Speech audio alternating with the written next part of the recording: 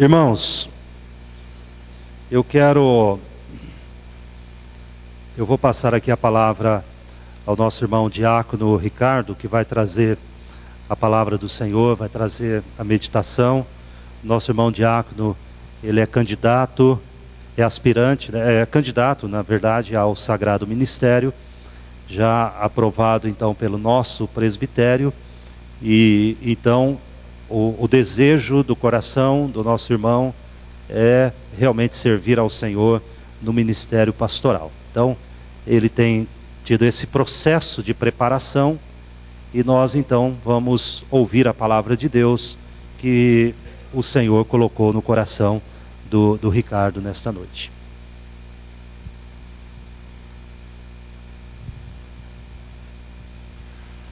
Mais uma vez, boa noite, irmãos.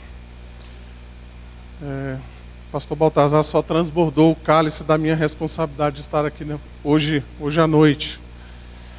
De fato, para mim é um privilégio sempre estar aqui pregando, trazendo a palavra de Deus. E eu me lembro de um repórter, né, que perguntou para um jogador de futebol o que ele sentia quando ele entrava em campo para uma partida. E ele disse o seguinte, né, prontamente ele respondeu: olha, quando eu entro em campo, a minha naftalina sobe. Então eu estou aqui dessa forma, né, a minha naftalina está lá em cima. Estou realmente com a naftalina nas alturas. Irmãos, eu te convido a abrir a palavra de Deus em Romanos, no capítulo 3. Nós faremos a leitura dos versos 21 a 31. E à medida que você for achando esse texto, eu te convido também a se colocar de pé para que possamos fazer essa leitura de modo responsivo. Romanos capítulo 3, os versos 21 a 31.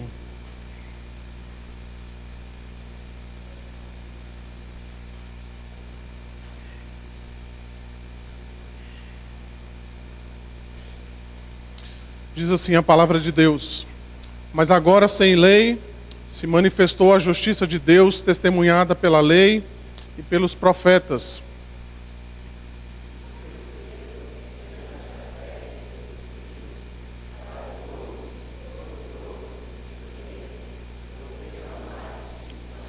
Pois todos pecaram e carecem da glória de Deus.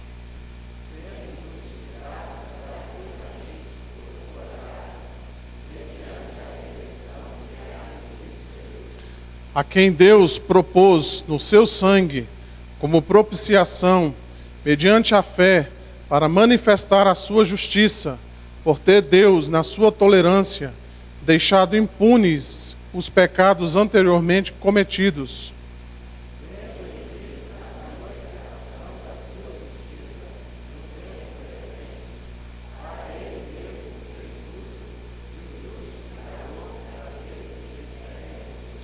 Onde, pois, a jactância foi de todo excluída, porque lei das obras, não, pelo contrário, pela lei da fé.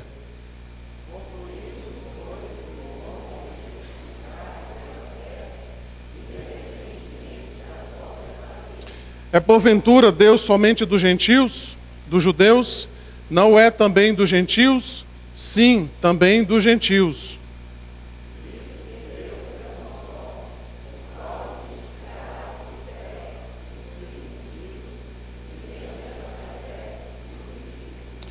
Anulamos, pois, a lei pela fé? Não, de maneira nenhuma. Antes, confirmamos a lei. Vamos orar mais uma vez? Senhor, nós te louvamos e te bendizemos, ó Deus, pela leitura da tua palavra. Obrigado, Senhor, porque de fato temos o privilégio de estarmos aqui nessa noite, no intuito de recebermos do Senhor aquilo que o Senhor tem a nos falar. Pedimos que o Senhor nos dê corações receptivos, a fim de que possamos receber a tua palavra nessa noite, Senhor, e de que ela faça diferença na nossa vida. Que o Senhor mesmo possa conduzir, Senhor, como o Senhor tem feito até agora, cada ato deste culto. Que o Senhor me use, Senhor, como instrumento nas tuas mãos. Que eu seja fiel, ó Deus, àquilo que o Senhor tem a transmitir ao teu povo, à tua igreja nesta noite. Abençoe também, Senhor, as demais igrejas que têm, neste momento, Senhor, exposto a tua palavra de modo fiel, Senhor. Que o Senhor também frutifique, que o Senhor também traga, ó Deus, boas obras, ó Deus, na vida do teu povo, espalhado sobre a face da terra, Senhor. Nós te bendizemos e te louvamos nessa noite, em nome de Jesus. Amém. Os irmãos podem assentar-se. Quem já participou de um tribunal ou já viu em algum filme como é que funciona um tribunal na justiça, já deve ter percebido que num julgamento existe basicamente os seguintes personagens. Você vai encontrar num julgamento um juiz que julga toda a lide, né? Ele está ali para julgar a causa. Existe a pessoa do infrator ou do acusado. Existe também uma parte que acusa, que geralmente é o promotor, que está ali justamente para acusar. E tem a personagem ali que seria o advogado de defesa. Existe também a lei ou o direito que foi quebrado para que aquela lide, então, para que aquele julgamento aconteça. O quadro que Paulo está pintando aqui desde o início da carta de Romanos assemelha-se justamente a um tribunal. Ele vai dizer aí que há acusações severas contra os gentios. Ele diz aí no capítulo 1, dos versos 18 a 32. Ele também diz que existem acusações contra os moralistas. Ele vai dizer isso a partir do capítulo 2, os versos 16 e 17 especialmente. E ele vai dizer também que há acusações contra os judeus, que está aí no capítulo 2 também, a partir do verso 17 até o verso 24. E a acusação sobre estes é uma só. É o que está aí em Romanos, no capítulo 3, os versos 9 a 18. Diz assim: pois já temos demonstrado que todos, tanto judeus como gregos, estão debaixo do pecado, como está escrito: não há justo, nenhum sequer, não há quem entenda, não há quem busque a Deus, todos se extraviaram, a umas se fizeram inúteis, não há quem faça o bem, não há um sequer.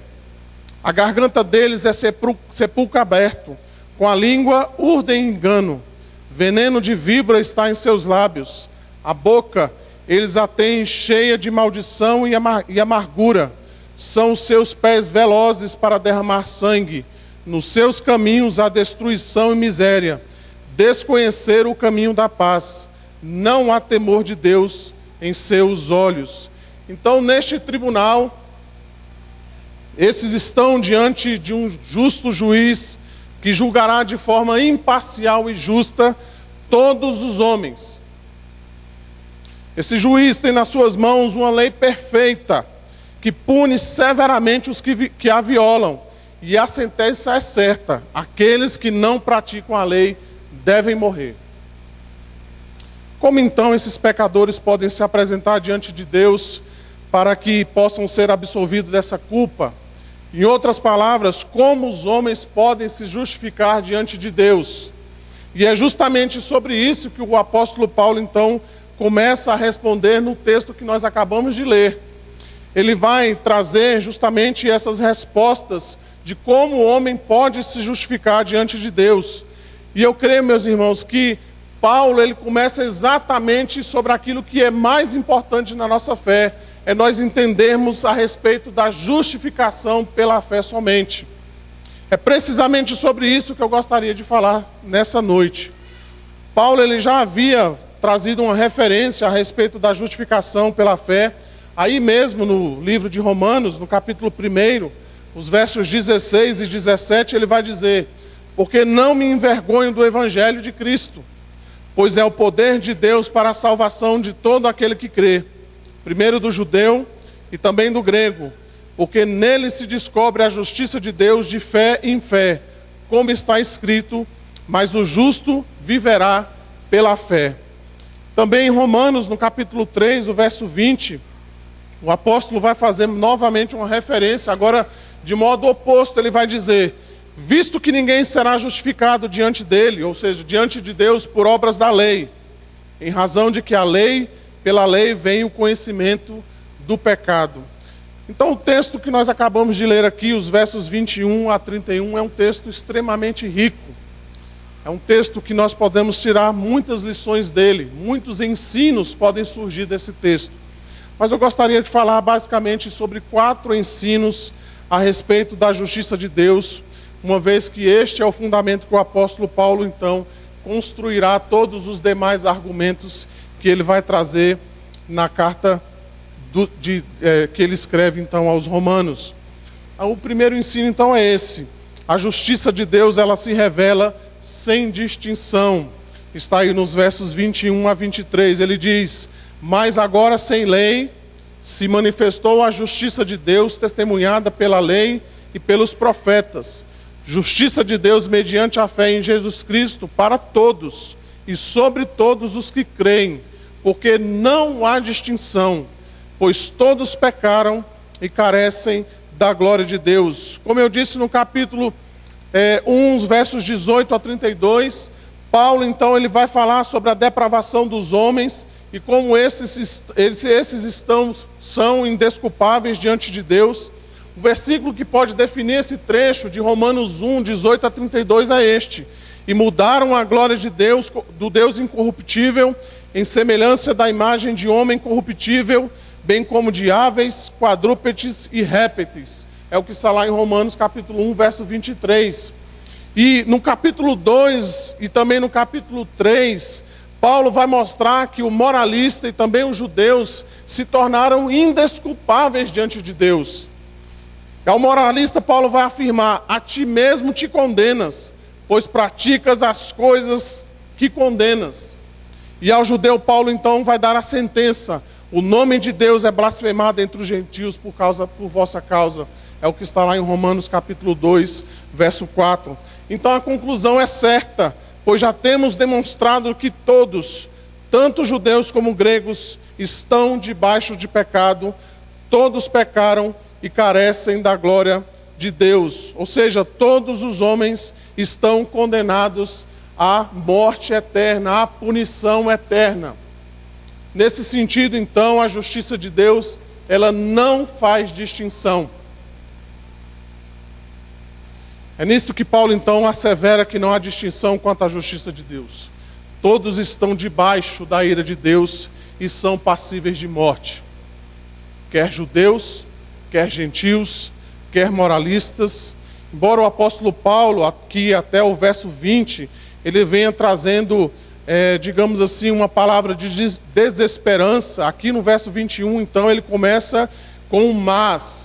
Mas agora, ou seja, neste tempo atual, Paulo também vai chamar no verso 26 de o tempo presente. Em Gálatas 4, verso 4, ele vai dizer que na plenitude dos tempos, então, Deus manifestou a sua justiça. É semelhante ao que ele diz lá em Efésios capítulo 2, os versos 1 a 4. Lá ele vai dizer assim: ele vos deu vida, estando vós mortos em vossos delitos e pecados, nos quais andaste outrora, segundo o curso deste mundo, segundo o príncipe da potestade do ar, do espírito que agora atua nos filhos da desobediência, entre os quais também todos nós andávamos outrora, segundo as inclinações da nossa carne, fazendo a vontade da carne e dos pensamentos, e éramos por natureza filhos da ira, como também aos demais. E aí, lá em Efésios ele vai dizer: mas Deus, sendo rico em misericórdia, por causa do grande amor com que nos amou. Então Paulo vai trazer esse contraste em meio a toda essa desesperança. Não é que Paulo está dizendo aqui que todos terão acesso à justiça de Deus no Evangelho. Não serão todos que serão salvos. Mas o que Paulo está dizendo aqui é que a justiça de Deus, então, ela se manifesta imparcial. Não há privilégios. A justiça de Deus, então, ela não leva em conta a raça, a cor, o sexo, se é homem ou mulher, a nacionalidade, a posição social ou qualquer outra forma de favorecimento. Ela é imparcial. É nesse sentido, então, que Paulo afirma, porque para com Deus não há acepção de pessoas. O estudioso das Escrituras, ele vai afirmar o seguinte: visto que todo mundo, no mundo inteiro, pecaram e por isso carecem da ou estão sem a glória de Deus, ninguém deve basear sua aceitação por parte de Deus em sua própria bondade. Percebam, irmãos, que essa verdade não é algo novo. Veja aí que Paulo, no versículo 21, ele vai dizer que essa justiça de Deus, ela foi testemunhada pela lei e pelos profetas. Veja que Paulo, ele vai dizer que a Abraão foi pregado o Evangelho. Veja lá em Gálatas capítulo 3, eu te convido a abrir esse texto. Gálatas capítulo 3, os versos 8 e 9, e também o verso 11. Veja que já em Abraão o Evangelho é pregado. Olha o que diz lá: ora, tendo a Escritura previsto que Deus justificaria pela fé os gentios, pré-anunciou o Evangelho a Abraão: em ti serão abençoados todos os povos.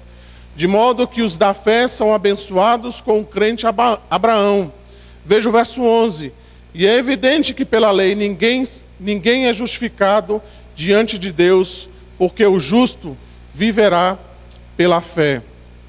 Então, a justiça de Deus, ela é imparcial. Nós não temos, então, capacidade de agradar a Deus. A justiça de Deus, então, ela se revela sem distinção. Um segundo ensino que o texto nos traz, meus irmãos, é que a justiça de Deus, então, ela é gratuita pela fé aos que creem. É o que diz aí os versos 22 a 24. Veja o verso 24. Sendo justificado gratuitamente por sua graça, mediante a redenção que há em Cristo Jesus. O que quer dizer gratuita pela fé? Gratuita pela fé quer dizer que a salvação, ela não requer mérito humano, ou ela não leva em consideração os méritos humanos. A palavra justificação, ela pode ser definida como um termo legal ou jurídico, extraído de uma linguagem forense. O contrário da justificação é condenação. Os dois são pronunciamento de um juiz. Justificar também pode ser considerar ou declarar uma pessoa justa. E por fim, justificar pode ser definido como aquele ato gracioso de Deus, por meio do qual, com base unicamente na obra meritória de Cristo, Deus declara o pecador justo. O nosso breve catecismo, na pergunta 33, ele vai trazer a seguinte redação: o que é justificação? E aí a resposta vem: justificação é um ato livre da graça de Deus, no qual Ele perdoa todos os nossos pecados e nos aceita como justos diante dEle, somente por causa da justiça de Cristo a nós imputada e recebida só pela fé. Então, quando nós perguntamos o que uma pessoa, o que alguém precisa fazer para ser salvo, a resposta é: somente fé em Cristo. Veja, meus irmãos, como é motivador, como é importante a doutrina da justificação pela fé. Veja que a justificação pela fé é uma volta àquela fé bíblica e verdadeira. A justificação pela fé, ela foi primordial na reforma protestante do século XVI. Lá dominava a igreja católica daquela época, dominava então o povo por meio de uma fé que falava de purgatório, de indulgências e todo tipo de penduricário. A igreja católica então vendia indulgências e chegaram a criar um seguinte versinho, né? Que cada vez que a moeda cada vez que soa a moeda no cofre, uma alma a menos no purgatório sofre. Ou seja, eles acreditavam que uma vez que você pagasse pela salvação de alguém, quando aquela moeda então batia no fundo do gasofilácio e fazia aquele som, automaticamente então aquela pessoa era tirada do purgatório. Veja então que como foi importante a doutrina da justificação pela fé na reforma do século XVI. Então nós vemos que de repente um monge católico chamado Martinho Lutero, que também não via em si mesmo uma maneira de justificar-se diante de Deus por causa dos seus pecados, ele então lê uma porção das Escrituras em Romanos, no capítulo 1, onde ele leu que o justo viverá pela fé. Ele muda não somente a sua história pessoal, mas ele muda a história do mundo. Ele entende então de que a justificação não é por meio de nenhuma coisa que nós possamos fazer, por nenhum meio que a Igreja Católica então naquele momento estava apresentando. Então, como alguns gostam de dizer, né, a reforma protestante não foi uma reforma social.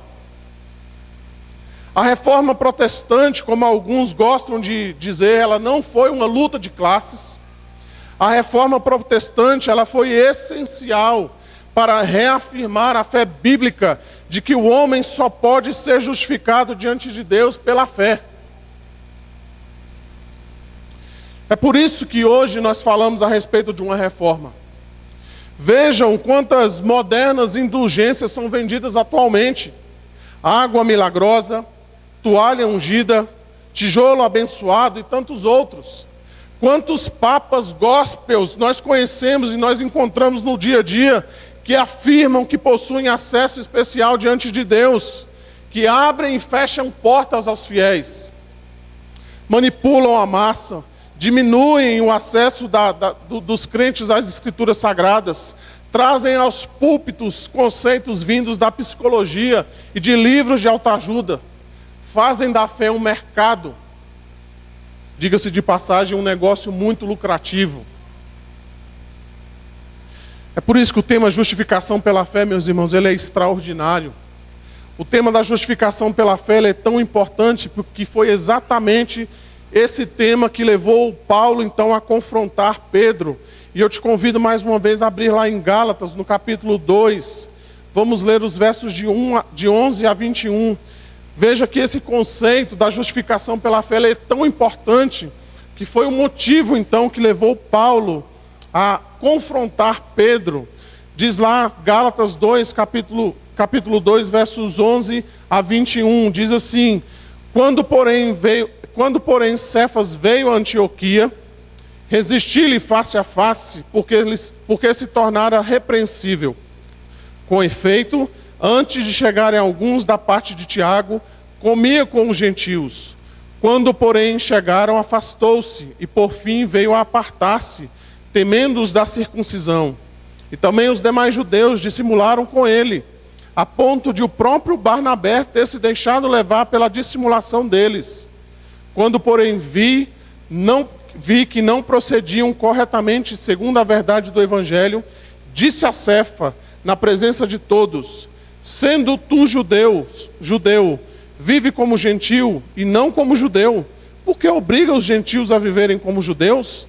Nós, judeus por natureza, e não pecadores dentre os gentios, sabendo, contudo, que o homem não é justificado por obras da lei, e sim mediante a fé em Cristo Jesus, também temos crido em Cristo Jesus, para que fôssemos justificados pela fé em Cristo, e não por obras da lei, pois por obras da lei ninguém será justificado.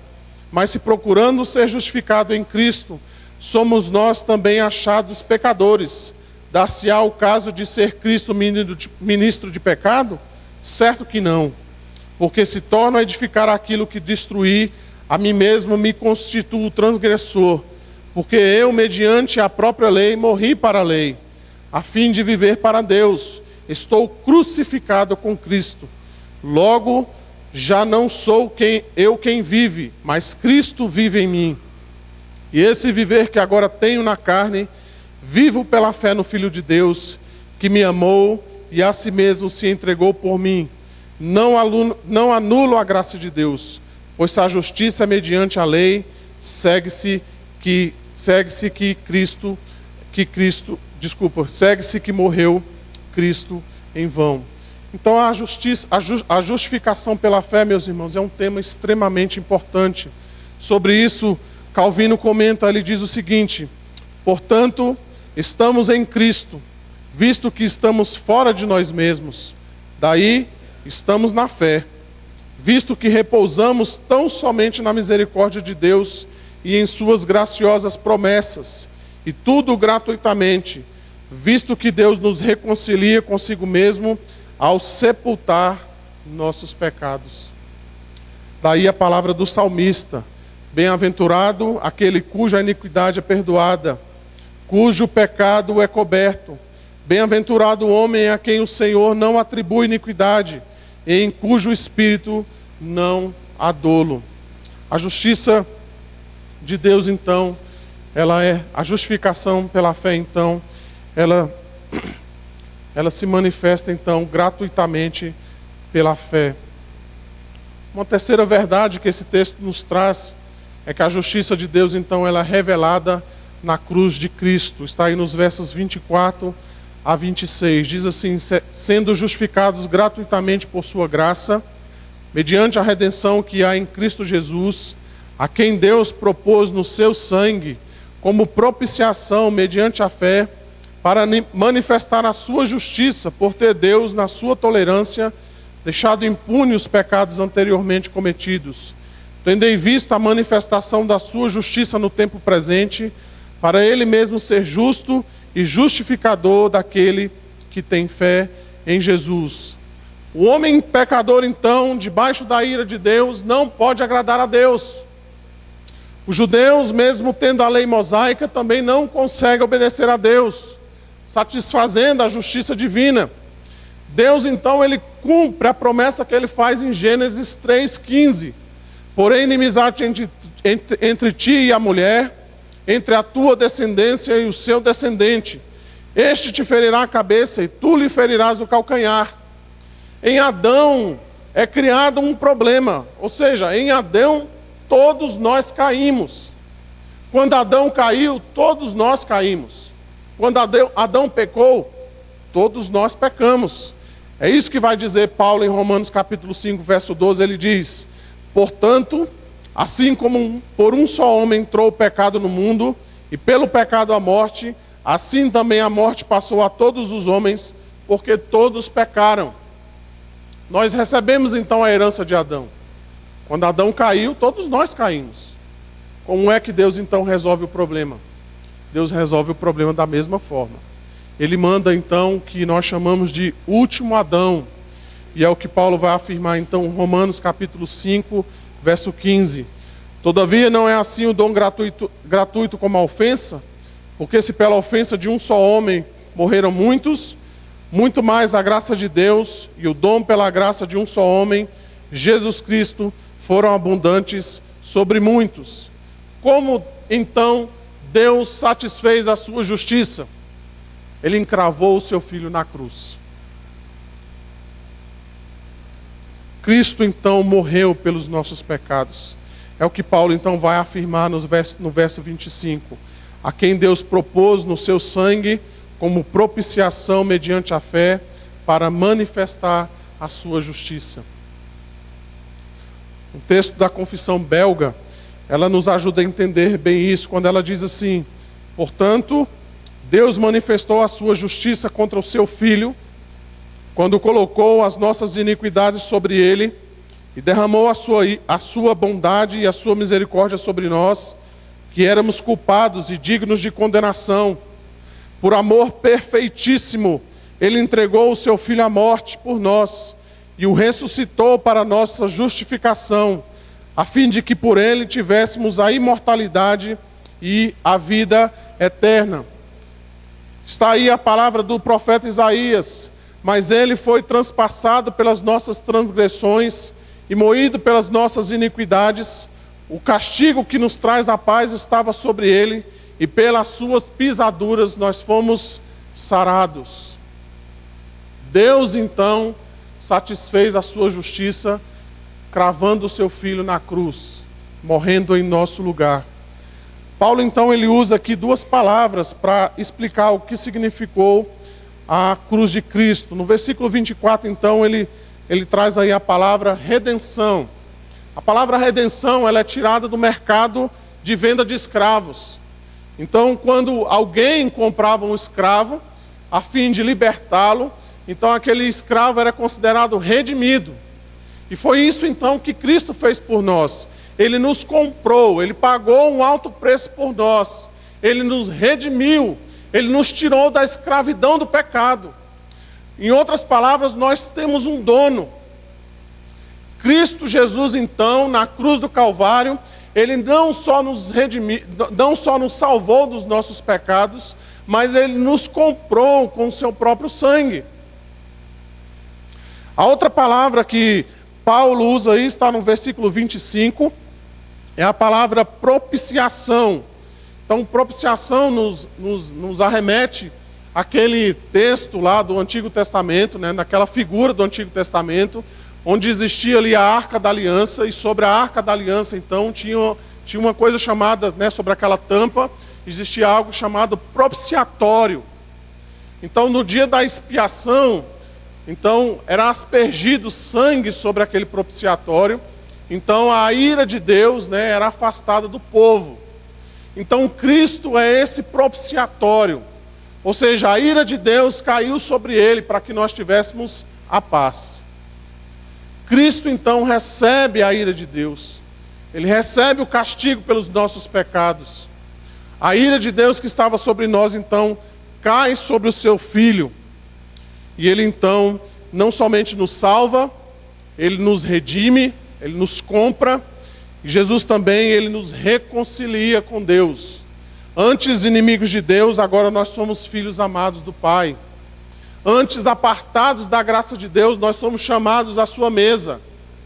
Nós somos chamados a participarmos da sua graça. Veja então que Paulo afirma que sendo justificados gratuitamente por sua graça, mediante a redenção que há em Cristo Jesus, é o que diz o verso 24. Paulo então ele tem interesse em reforçar ainda mais esta ideia.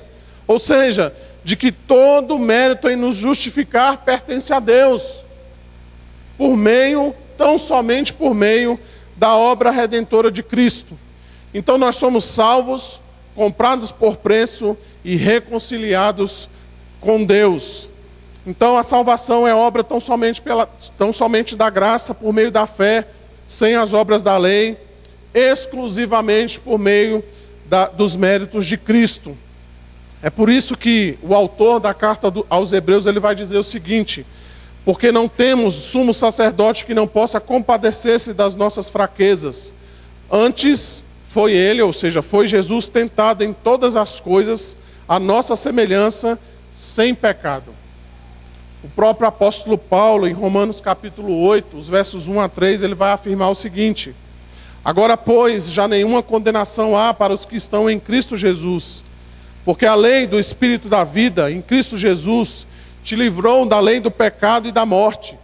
Porque o que for impossível à lei, no que estava enferma pela carne, isto fez Deus enviando o seu próprio Filho em semelhança de carne pecaminosa, e no tocante ao pecado, e com efeito condenou Deus na carne, ou seja, na carne de Cristo, Deus condenou o pecado. Cristo então pagou os nossos pecados na cruz. A justiça de Deus então ela é revelada na cruz do Calvário. Se nós queremos olhar a respeito da justiça de Deus, nós precisamos olhar para a cruz. Nós precisamos olhar o sacrifício de Cristo. Ele morreu por nós, em nosso lugar. Ele deu a sua vida por nós. E por fim, meus irmãos, o outro ensino que esse texto nos traz é que a justiça de Deus, ela destrói a jactância humana. Está aí nos versos 27 e 28. Onde, pois, a jactância foi de todo excluída. Porque lei das obras? Não. Pelo contrário, pela lei da fé. Concluímos, pois, que o homem é justificado pela fé, independentemente das obras da lei. Talvez esse seja o ponto mais crucial para o nosso coração quando a gente fala sobre a doutrina da justificação pela fé somente. Porque a doutrina da justificação pela fé, ela mexe com o orgulho humano. Ela mexe com o nosso coração. Ninguém será justificado diante de Deus. Isso nos incomoda. Os judeus, eles tinham do que se orgulhar. O próprio apóstolo Paulo vai dizer em outro trecho que aos judeus pertencem a adoção, as alianças, a lei, o culto e as promessas. Deles são os patriarcas e também deles descende o Cristo segundo a carne. Paulo vai dizer também que os gentios eram insolentes, arrogantes e presunçosos. Entretanto, ninguém jamais poderá se gloriar diante de Deus por causa das suas obras. A justiça pela fé somente, ela exclui o mérito humano. Ela exclui as obras da salvação. Ela exclui todo esforço que o homem possa fazer para alcançar a sua salvação diante de Deus. Ninguém, obviamente, chegará diante de Deus dizendo: Senhor, Tu me conheces, sabe como eu me esforcei para ser justos. Olha, Senhor, quantas obras ou quantas boas obras eu pratiquei a fim de obter a minha salvação. Ninguém chegará diante de Deus com esse argumento, porque Deus não leva em consideração para a salvação as obras da lei. O próprio apóstolo Paulo, ele vai afirmar mais adiante, em Romanos capítulo 9, os versos 15 a 16, pois ele diz a Moisés, ou seja, pois Deus diz a Moisés: terei misericórdia de quem me aprouver ter misericórdia, e compadecer-me-ei de quem me aprouver ter compaixão. Assim, pois, não depende de quem quer ou de quem corre, mas de Deus usar a sua misericórdia. A salvação não depende do ser humano. A salvação não depende das minhas obras. A salvação não depende dos meus esforços. A salvação depende exclusivamente dos méritos de Cristo. As obras que são aceitas, elas são aceitas por causa do mérito de Cristo, por causa do seu sacrifício vicário, perfeito e eficaz na cruz do Calvário. Paulo, então, ele vai concluir no verso 31. Anulamos, pois, a lei? Não, de maneira nenhuma. Antes, confirmamos a lei. É por isso, volto a dizer, que é tão difícil para alguns aceitarem a doutrina da justificação pela fé, porque os homens tendem a querer se justificar diante de Deus. Às vezes eles mutilam seus corpos, eles fazem peregrinações, alguns chegam a atos extremos, como crucificar a si mesmos, outros fazem penitências, campanhas, alguns inclusive fazem atos aparentemente religiosos, como entregar cestas básicas, ou dar roupas, ou assistir o pobre, tudo com o intuito de que através disso eles consigam a salvação. Mas a justiça de Deus, ela destrói a jactância humana. Concluímos, pois, que o homem é justificado pela fé, independentemente das obras da lei. Meus irmãos, Paulo não está aqui nos incentivando a não praticarmos boas obras. O que Paulo está afirmando aqui é que nenhuma obra humana pode nos justificar diante de Deus. Ninguém pode ser salvo por causa das obras da lei, porque cumpre os preceitos, porque se esforça para alcançar a salvação. A justificação pela fé, então, ela exclui todo o mérito humano, ela exclui todo o esforço que possamos fazer para alcançar a salvação. Eu finalizo citando um outro servo de Deus que diz o seguinte: aquele que realça as obras, espera que a salvação venha delas, ou seja, de baixo.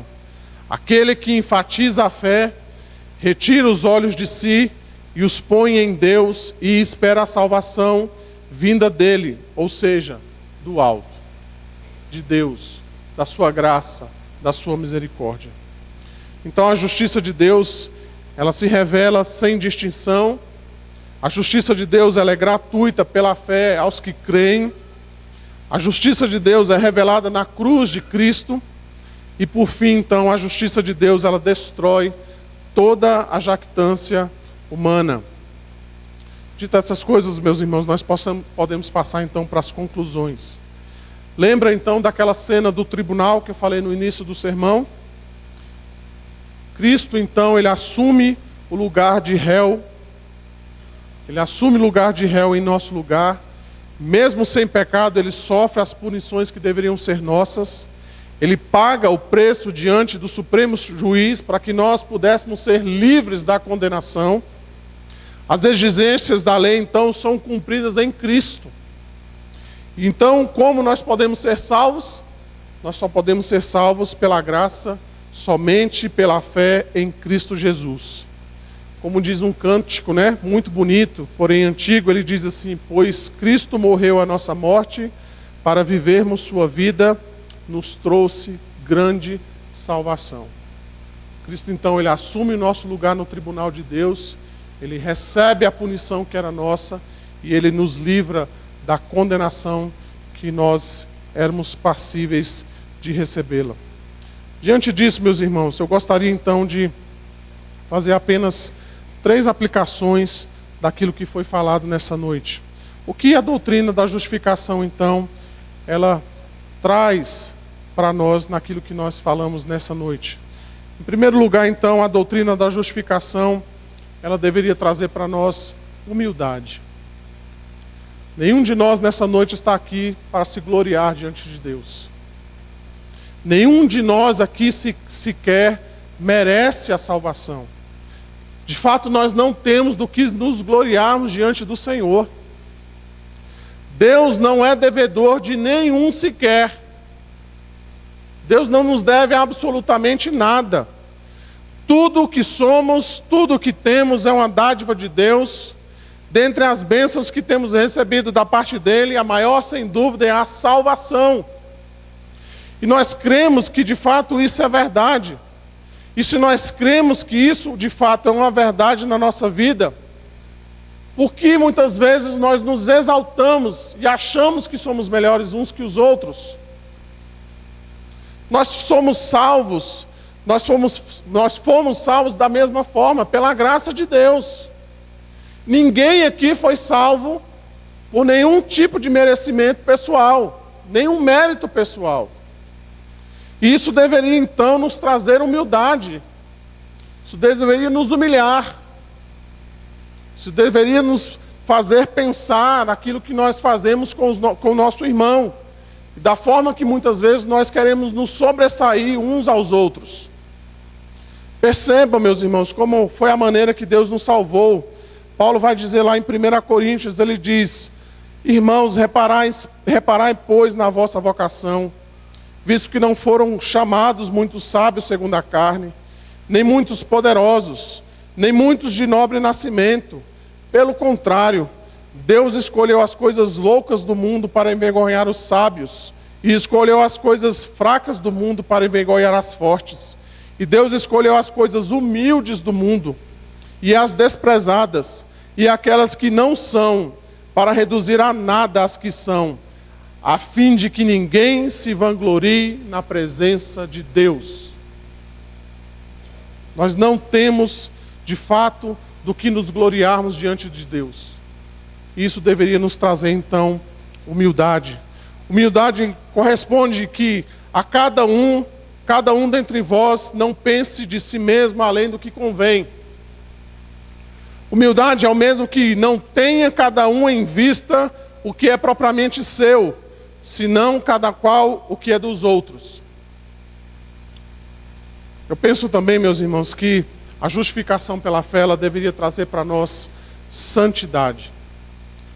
Veja que a justificação pela fé, alguns têm entendido de forma errônea que a justificação pela fé, ou seja, o fato de nós não podermos fazer nada para acrescentar à nossa salvação, tem levado algumas pessoas a pensarem da seguinte forma: ou seja, já que a justiça de Deus é pela fé em Cristo Jesus, nada do que eu fizer poderá moldar o amor de Deus por mim.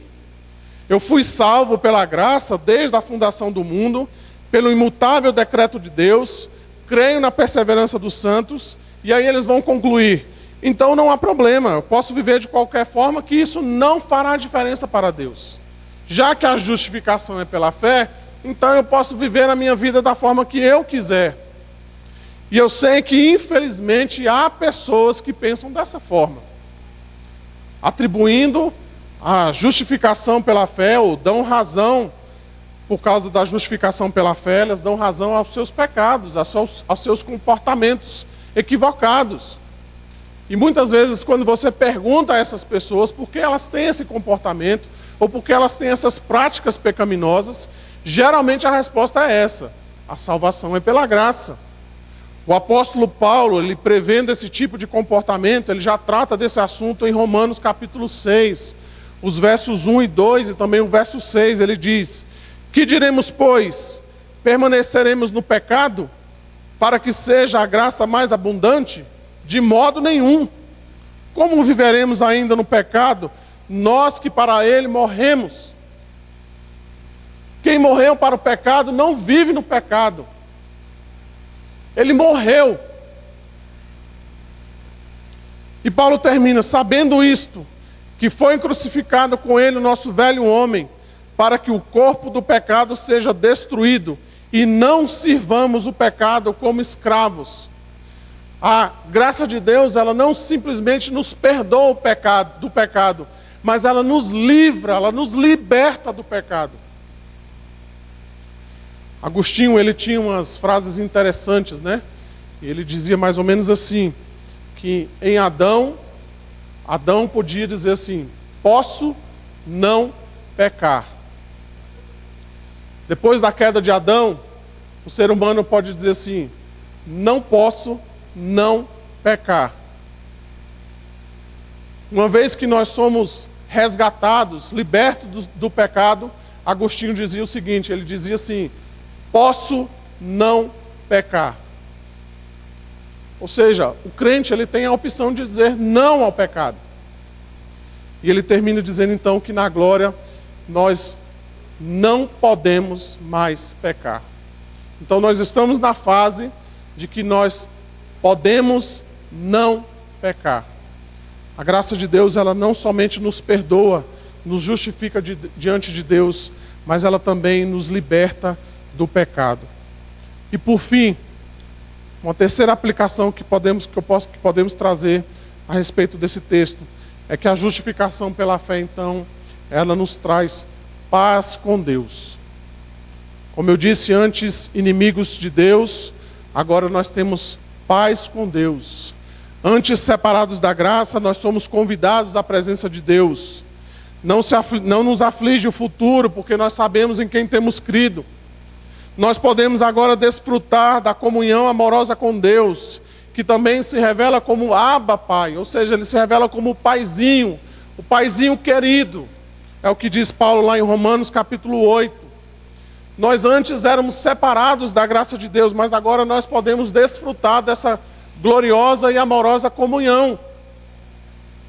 Essa paz com Deus, ela também nos aponta para a minha relação, não somente para a minha relação vertical, mas também ela aponta para as minhas relações com o meu próximo. Se eu tenho paz com Deus, eu também desfruto de paz com o meu irmão. É por isso que um crente que visa crescer na comunhão com Deus, deve aumentar o seu amor pelo irmão. É por isso que um crente que deseja manter-se em plena comunhão com Deus, deve aprender a perdoar o seu próximo, ou aqueles que lhes ofendem. É por isso que se um crente se relaciona bem com Deus, ele também se relaciona bem com os irmãos. Uma igreja que ora é uma igreja que ama. Paz com Deus. Essa paz então que traz todo o entendimento, essa paz então que nós temos desse desfrute de comunhão amorosa e graciosa com o nosso Deus.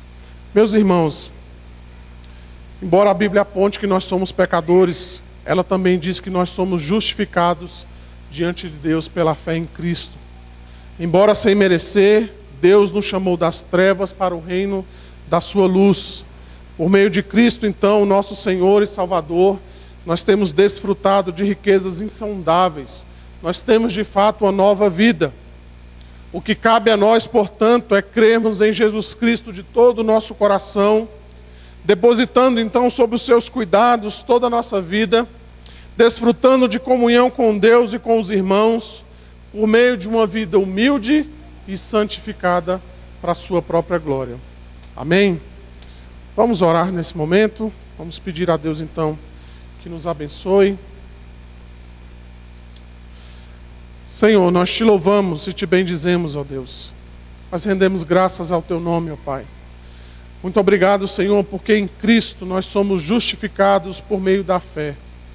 Obrigado, Senhor, porque isso não vem de nós, mas vem do Senhor mesmo. Obrigado, Senhor, porque o Senhor não olha para as nossas próprias obras, para os nossos próprios méritos, porque de fato nós não temos nada, Senhor, a te oferecer, senão aquilo que Cristo ofereceu primeiramente a nós. Obrigado pelo Senhor Jesus que deu a sua vida naquela cruz, derramou o seu sangue em nosso favor. Ó Deus, que vivamos a cada dia, Senhor, que vivamos essa semana, Senhor, firmados nessa verdade de que Cristo morreu por nós, de que Cristo nos reconciliou com Deus, de que nós temos, de fato, acesso ao trono da graça, de que possamos orar diante do Senhor com o nosso coração livre, Senhor, para adorá-lo, livre, Senhor, para servi-lo, Senhor, de todo o nosso coração. Ó Deus, nos faz a cada dia, Senhor, praticarmos boas obras para a Tua glória, Senhor, sabendo que elas não, ó Deus, podem produzir a salvação para nós, mas que elas são produtos, Senhor, de uma fé verdadeira e viva, que foi implantada por meio de Cristo em nossos corações. Abençoa o Teu povo, Senhor, abençoa a Tua igreja reunida aqui nesta noite. Nós rendemos graças ao Teu nome, nós Te bendizemos, Senhor. Obrigado porque nós não merecemos a salvação. Mas o Senhor, por meio da Tua graça, Senhor, tem nos alcançado. O Senhor tem nos livrado, Senhor, da Tua ira e da condenação eterna. Obrigado, Senhor. Muito obrigado por tudo que o Senhor tem feito nas nossas vidas. Nós Te rendemos graças por tudo, Senhor. Te bendizemos e Te louvamos nessa noite. Em nome de Jesus Cristo, nosso bendito e amado Redentor, nós assim oramos. Amém. Amém, meus irmãos. Que Deus possa abençoá-los ricamente.